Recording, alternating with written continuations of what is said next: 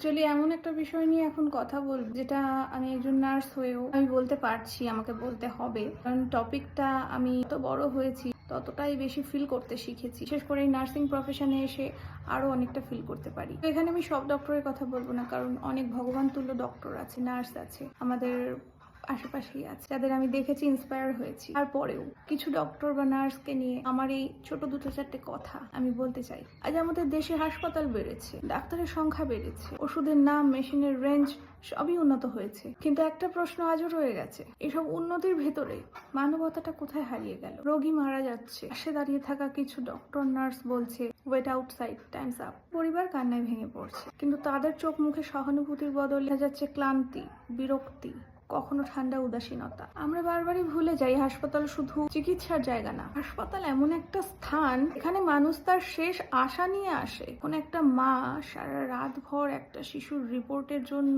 আশায় বসে থাকে, তখন তার দরকার কেবল ওষুধ না, সান্ত্বনা। কিন্তু সেই সান্ত্বনাটুকুই আজ বিলাসিতা হয়ে গেছে। আমিও আমার ফ্যামিলির মানুষজনকে হাসপাতালে দেখেছি, ছোটবেলায় বুঝতাম না, এখন বুঝি চিন্তাটা, টেনশনটা ঠিক কোথায় হয়। রোগীদের নিয়ে ব্যবসা করা, এটা জানি না মানুষ এটা করতে পারে। গভর্নমেন্ট হসপিটাল বাদ দিয়ে প্রাইভেট হসপিটালগুলোর কন্ডিশন, এখানকার কিছু কিছু ঘটনা জানতে পারি, গুজবাম্পস আসে। চিকিৎসা একটা প্রফেশন বটে, নার্স একটা প্রফেশন বটে, তো তাই বলে মানবিকতাটা কি আমাদের অপশনাল সাবজেক্ট হয়ে গেছে? যখন ডাক্তারি বা নার্সিং পড়ানো হয়, সবার ফার্স্টে মানবিকতা বিষয়টার উপরে একটা লম্বা চ্যাপ্টার থাকে, যে আমাদের প্রফেশনালিজমটাও শিখতে হবে এবং মানবতাটাও শিখতে হবে।